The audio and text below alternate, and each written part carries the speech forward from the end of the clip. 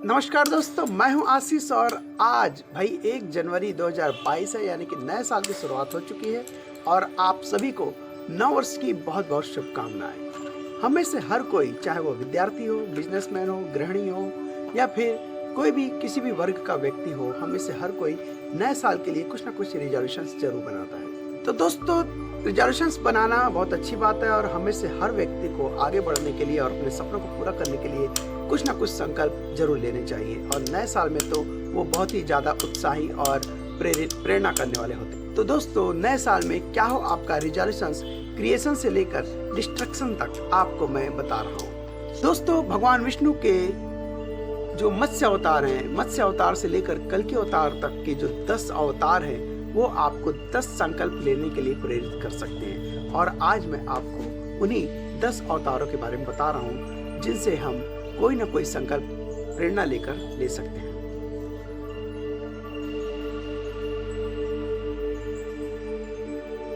दोस्तों, 10 अवतार में पहला अवतार था मत्स्य अवतार, यानी कि मछली। डार्विन की थ्योरी भी यही कहती है कि प्राणी, जो सृष्टि में पहला प्राणी था, वो अमीबा था। और मत्स्य अवतार यानी कि सृष्टि का आरंभ हमें प्रेरित करता है क्रिएटिविटी के लिए। जहाँ पर प्रारंभ हुआ था सृष्टि का, तो प्रारंभ यानी कि क्रिएशन, क्रिएशन यानी कि क्रिएटिविटी। अगर आप में क्रिएटिविटी है तो आप लोगों की दौड़ में शामिल हो सकते हैं, अन्यथा आप लोगों की दौड़ से बाहर हो जाएंगे। दोस्तों, क्रिएटिव होना आज के दौर में सबसे जरूरी चीज है और इसीलिए आपको दूसरों के साथ रहने में क्रिएटिव बने रहना जरूरी है। तो दोस्तों, आपका पहला संकल्प यही होना चाहिए कि हम ज्यादा से ज्यादा क्रिएटिव बने, हर काम में क्रिएटिव लाए।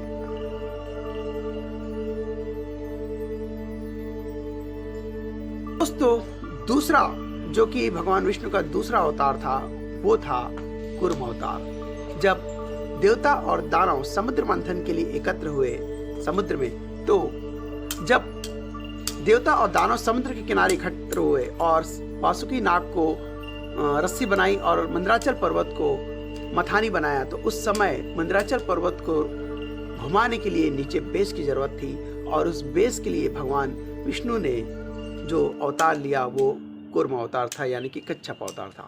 और कच्छप अवतार आपको प्रेरित करता है जिम्मेदारी लेने के लिए। जब भी कोई बड़ा काम हो तो आप जिम्मेदारी लें। जो जिम्मेदारी लेता है वो बड़ा काम आसानी से पूरा कर लेता है। अब बड़े काम के लिए जिम्मेदारी बहुत ही आवश्यक अंग है। तो आपका दूसरा संकल्प होना चाहिए जिम्मेदारी उठाना।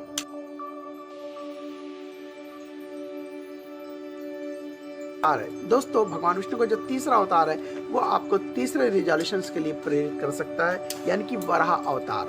वराह अवतार उस वक्त हुआ था। दोस्तों, भगवान विष्णु का जो तीसरा अवतार था वो आपको तीसरे रिजोल्यूशन के लिए प्रेरित कर सकता है, यानी कि वराह अवतार।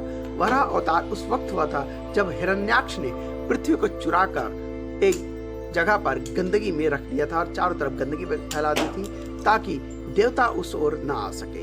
उस वक्त भगवान विष्णु ने वराह अवतार लेकर उस गंदगी को साफ किया और वहां से पृथ्वी को उठाकर अच्छी जगह रखकर पृथ्वी को मुक्त किया और हिरण्याक्ष से युद्ध किया।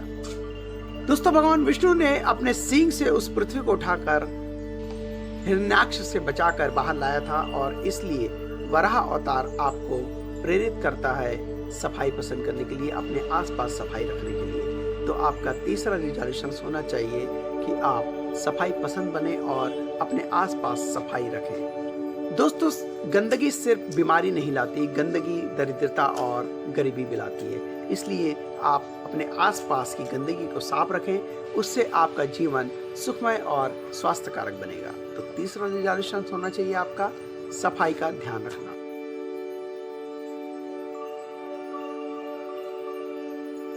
दोस्तों, भगवान विष्णु का जो चौथा अवतार था वो आपको प्रेरित करता है साहस और प्रेम दिखाने के लिए। दोस्तों, जब हिरण्याक्ष का भाई हिरण्यकशिपु का अत्याचार बढ़ रहा था, उस वक्त हिरण्यकशिपु का ही पुत्र भगवान विष्णु का भक्त होकर जन्म लिया और भगवान विष्णु का परम भक्त कहलाया। उस प्रहलाद को मारने के लिए हिरण्यकशिपु ने नाना प्रकार के प्रयत्न किए और उसको मारने के लिए हर संभव कोशिश की। दोस्तों, जब प्रहलाद पर अत्याचार बढ़े तो भगवान विष्णु ने अपना चौथा अवतार नरसिम्हा का लेकर हिरण्यकशिपु का वध किया, जो आधा मानव और आधा शेर का था। ये अवतार आपको प्रेरित करता है साहस और प्रेम को अपने साथ रखने के लिए। यदि अत्याचार हो तो साहस दिखाइए, और अगर कोई गरीब और असहाय है तो उस पर प्रेम दिखाइए। ये दोनों गुण आप में होना चाहिए। चौथा रिजोल्यूशंस आपके लिए ये बन सकता है कि आप अपने अंदर साहस रखें प्रेम के साथ।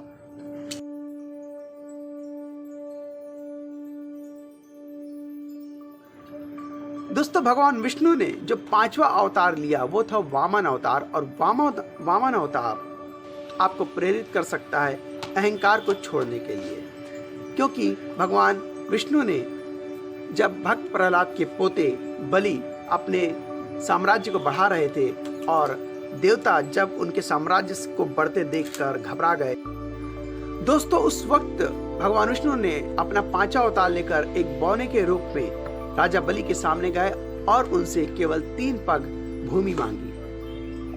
उस भूमि से भगवान विष्णु ने आकाश, पाताल और पूरी पृथ्वी को नाप लिया और राजा बलि को पाताल भेज दिया। तो दोस्तों, जब कोई बड़ा काम करना होता है तो हमको कभी कभी छोटा भी बनना पड़ता है, इसलिए अपने अहंकार को त्यागें। ये आपका 5वां रिजोल्यूशन हो सकता है।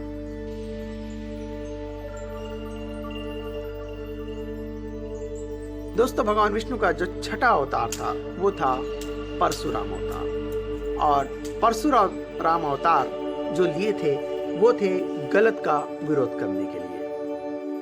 दोस्तों, भगवान विष्णु का छठा अवतार परशुराम का था। सहस्त्रबाहु अर्जुन महिष्मति का राजा था, और उसके अत्याचार को बढ़ते हुए देखकर और उसके साम्राज्य को बढ़ते हुए देखकर परशुराम ने अवतार लिया। दोस्तों, ये सहस्त्रबाहु वही थे जिन्होंने जमदग्नि ऋषि का वध कर दिया था, और उस वध करने के अत्याचार से संतप्त होकर भगवान विष्णु ने पूरी भूमि को, पृथ्वी को 21 बार क्षत्रियों से विहीन किया था, यानी कि गलत का विरोध किया था। तो दोस्तों अगर आपके आसपास कुछ गलत हो रहा है तो उसका विरोध करना सीखें, आवाज उठाना सीखें। ये आपके लिए, आपके आदर्श के लिए, आपके व्यक्तित्व के लिए बहुत जरूरी है। तो आपका छठवां रिजोल्यूशन होना चाहिए गलत का विरोध करना।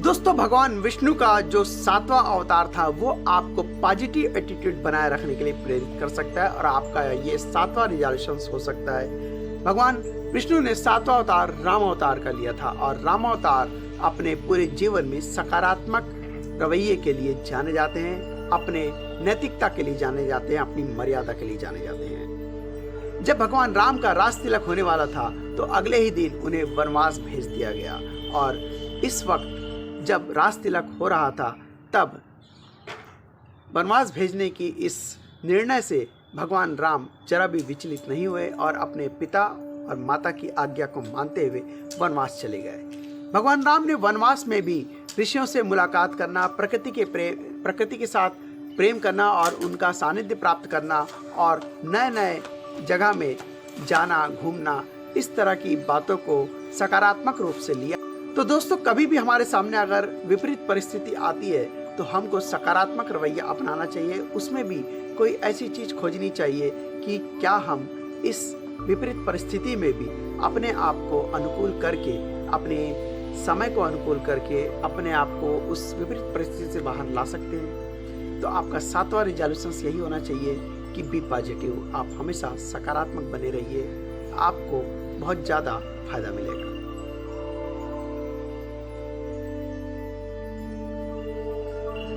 दोस्तों, भगवान विष्णु का जो 8वां अवतार था उनसे तो आप सभी परिचित हैं, और वो पूरी दुनिया में फेमस है, और वो है कृष्ण अवतार। जी हाँ दोस्तों, पूरी दुनिया में सबसे ज्यादा नाम लेने वाला अगर कोई नाम है तो वो है कृष्ण। कृष्ण अवतार हमको प्रेरित करता है दूरदर्शी बने रहने के लिए। दोस्तों, भगवान कृष्ण पूर्ण रूप से 16 कलाओं से युक्त थे, और उनकी इस कलाओं में ये भी शामिल था कि वो एक बहुत अच्छे दूरदर्शी थे। वो भविष्य के बारे में जानकर ही कोई काम करते थे। दोस्तों, उन्होंने युधिष्ठिर को इंद्रप्रस्थ का राजा बनाया, और भीम और अर्जुन की सहायता से जरासंध आदि जैसे महादैत्यों का, दुष्ट लोगों का वध करवाया, इसलिए ताकि हमारी देश की सीमा सुरक्षित रहे और देश के अंदर के शत्रुओं को भी नष्ट किया जा सके। तो ये सारी जो प्लानिंग थी उनकी, श्री कृष्ण की, ये दूरदर्शिता वाली थी और इसीलिए भगवान विष्णु को जो 8वां अवतार कहा जाता है श्री कृष्ण का, वो हमारे दूरदर्शिता के लिए बहुत ही प्रेरणादायक अवतार है। तो दोस्तों, आपका 8वां रिजोल्यूशन हो सकता है कि हम दूरदर्शी बने, किसी भी काम को करने के पहले उसके भविष्य के बारे में सोच विचार करके रखें, जिससे हमको हमारे काम की जो परिणाम है वो हमारे अनुकूल हो।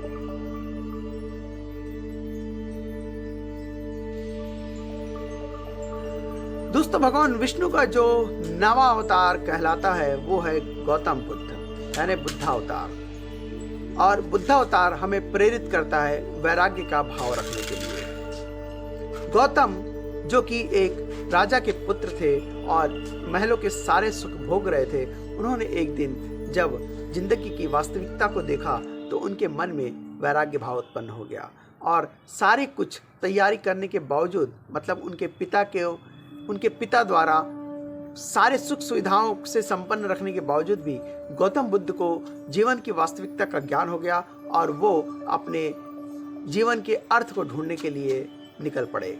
जब गौतम बुद्ध बोधि वृक्ष के नीचे जाकर ध्यान किए तो उन्होंने जीवन की वास्तविकता को समझा, उन्होंने जीवन को समझा, उन्होंने ईश्वर को समझा और दूसरों को इस बारे में उपदेश दिया।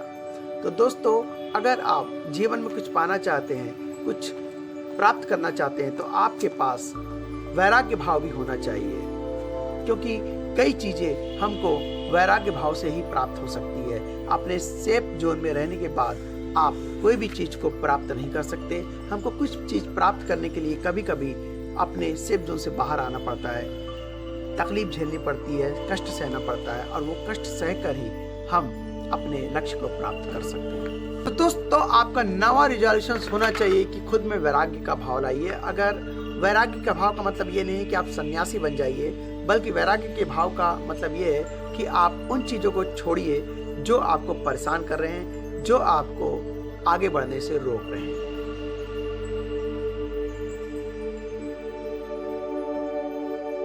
और दोस्तों, इस वीडियो का जो आखिरी पार्ट्स है, यानी कि 10वां अवतार, वो है कल्कि अवतार। और कल्कि अवतार पुराने को मिटाने के लिए आएंगे। कल्कि अवतार उस वक्त होंगे जब पृथ्वी में चारों ओर अधर्म का राज होगा, सब ओर त्राही त्राही होगी।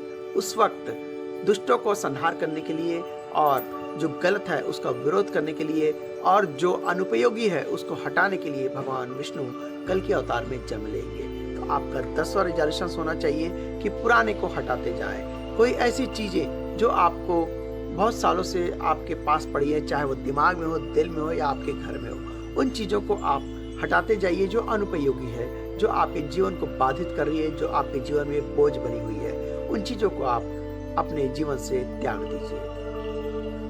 तो दोस्तों, नए साल के इस रिजोल्यूशन में आप मेरे इस वीडियो को देखकर कुछ प्रेरणा ले सकते हैं और अपने रिजोल्यूशंस में कुछ चीजें मेरे वीडियो के जरिए ऐड कर सकते हैं। मुझे उम्मीद है कि आपको यह वीडियो बहुत ही काम आया होगा और इस वीडियो से आपने काफी कुछ सीखा होगा। अगर सीखा है तो प्लीज चैनल को लाइक कीजिए, सब्सक्राइब कीजिए और मेरे आने वाले सारे वीडियो को देखने के लिए बेल आइकन दबाइए ताकि आपको नोटिफिकेशंस मिलता जाए।